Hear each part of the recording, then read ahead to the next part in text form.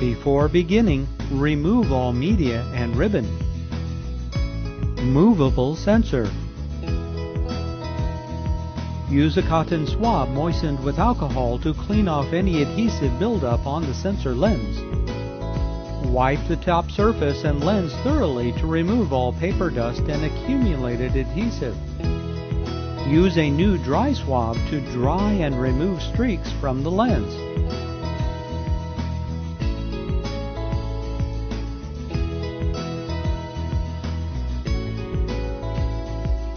Ribbon trailer sensor. Upper media sensor. Spray the sensors with canned compressed air only. Not use an air compressor. Compressors contaminate the sensors and printer with moisture and particles. Label dispenser option. Open the door and spray the sensor.